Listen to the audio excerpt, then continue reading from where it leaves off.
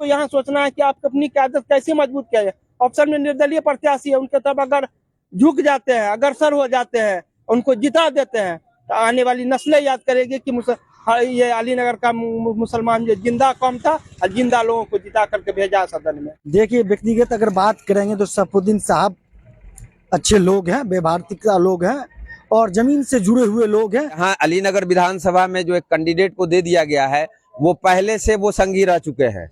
कई मामले में इजराटा मामला था, उसमें दंगा हुआ था, उसमें सबसे बड़ा हाथ उनका था। युवा किधर जा रहा है? ये साफ तौर से है कि युवा पूरी तरीके से सैफुद्दीन अहमद के साथ जा रहे हैं, क्योंकि ये ज़मीनी नेता हैं, जुझारू नेता हैं और हम लोग के यूथ है, एक नई सोच के साथ एक नया उमंग और एक नई सुबह लेके आएंगे हम लोगों के लिए। अभी मैं अलीनगर विधानसभा के पकड़ी चौक पर हूँ। हमारे साथ बहुत सारे लोग हैं और ये जदयू नेता अरशद आजम अरमान भी है। इनसे सवाल है, क्या अलीनगर विधानसभा या पूरे बिहार में मुसलमानों की बड़ी आबादी है, उसके बावजूद मुसलमान कहीं ठगा महसूस कर रहा है? क्या इस पर आपका राय है? देखिए, एक अल्पसंख्यक का एक बहुत बड़ा समाज जो है वो वोट करता है आरजेडी और कांग्रेस को। खास तौर से पहले का जो आरजेडी था, अभी का जो चुनाव देखने को मिल रहा है, इसमें ये देखने को मिल रहा है कि अल्पसंख्यक जो है अपने आप को ठगा हुआ महसूस कर रहे हैं। जहां 90-95% अल्पसंख्यक मुसलमानों की जो आबादी है वो उस टाइम में पहले के जो आरजेडी का जो मामला हुआ करता था, तो उस टाइम में तस्लीमुद्दीन साहब सीमांचल के गांधी कहलाते थे, शहाबुद्दीन साहब थे पार्टी में, उसके बाद अनवारुल हक साहब थे।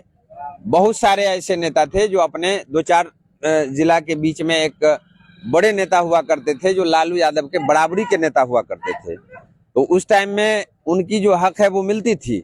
लेकिन अभी अगर आप बात कर लें आरजेडी की, तो बहुत बड़ा तबका जो है वो आज के डेट में जो है यतीम हो चुका है और आरजेडी ने बहुत बड़ा घपलाबाजी किया है अल्पसंख्यक के साथ। आप देखे होंगे कि बिहार में कई जगह पे सीट दे करके, टिकट दे करके उसके टिकट को काटा गया है। ये समझ लीजिए कि नेतागिरी में पूरे तौर पर जो है उसको यतीम कर चुके हैं। और हमारी ये मांग है अल्पसंख्यक समाज से, खास तौर से बिहार के लोगों से, कि जहां टिकट दे करके वापस ले लिया गया है और फंसा दिया गया बीच में मामले को, ऐसी जनता जो है वो, आम लोग जो है वो वोट के चोट से जो है आरजेडी को जवाब देगी। तो अलीनगर विधानसभा में हम जिस एनडीए गठबंधन से आते हैं, उस गठबंधन में तो हम तो ये कहेंगे कि सिंगर आई है। हो सकता है कि यहाँ से अगर जीत करके अगर जाए तो बिहार का चेहरा जो है, मुख्यमंत्री के बाद वाला जो पद है, वो अलीनगर के सरजमीन को जो है वो नसीब होगा। तो हमारी तरफ से तो ये कहना है कि जिस तरह से आरजेडी ने मुसलमानों का हक छीन करके मुसलमानों के हाथ से जो है टिकट ले करके और उसके बाद जो है एक संघी को जो है दे दिया गया है टिकट, ऐसे लोगों को परहेज करना चाहिए। क्या लग रहा है, मुसलमानों के साथ जो है इतनी बड़ी आबादी होने के बाद क्या लगता है, ठगा हुआ महसूस कर रहे हैं? देखिए, हमारा कांग्रेस पार्टी जो है ये देश में सबसे बड़ी पार्टी है। चाहे वो अल्पसंख्यक का मामला हो या किसी भी जाति धर्म का मामला हो, उसका हम लोग पुरजोर समर्थन करते हैं। चाहे सदन हो या सड़क हो, हम लोग उसके लिए आवाज़ उठाते हैं। हाँ, हम ठकाए हैं, हमारे साथ गलत हुआ है। हमारे नेता आदरणीय राहुल गांधी जी और हमारे नेता श्री इमरान प्रतापगढ़ी जी, इन लोगों ने बड़े मेहनत से बिहार में हम लोगों ने संगठन चलाया और पूरी मजबूती के साथ जमीन पर काम हो रहा था। लेकिन कुछ चमचों के द्वारा, कुछ क्या कहता है, दलाल टाइप के नेताओं ने अपनी ज़मीन को बेच के हम अल्पसंख्यकों के साथ बहुत बड़ा अन्याय किया है। जैसे आपके साथ नमूना है हमारे दरभंगा के जाले विधानसभा में, देख लीजिए, हमारे कांग्रेस के नेता भाई नौशाद साहब को टिकट देकर उससे ले लिया गया।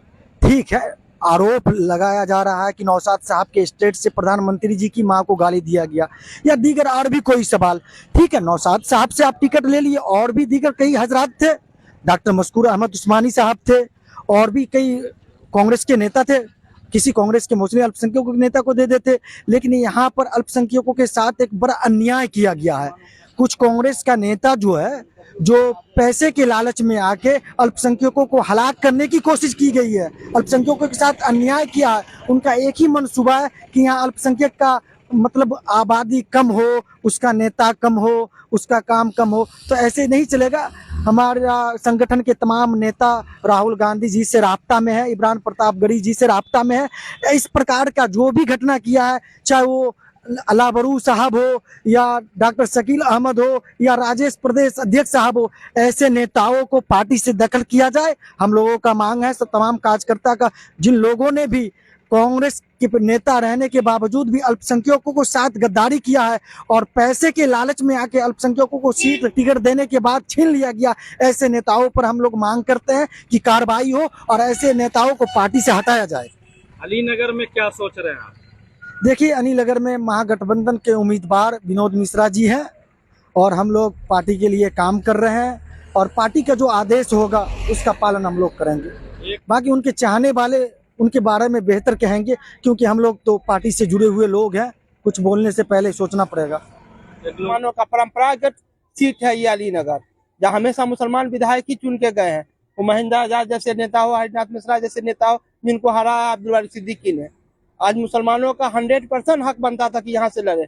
अगर ऐसे लोगों के साथ राजद के संजय यादव या जो भी है तेजस्वी यादव लोग, जो बड़े बड़े नेता अपने को यादवों का कहलाते हैं, उन्होंने दरकिनार किया है, तो आप तो यहाँ के नौजवानों को, पढ़े लिखे नौजवान यूथ को सोचना होगा कि हम किसके साथ जाए।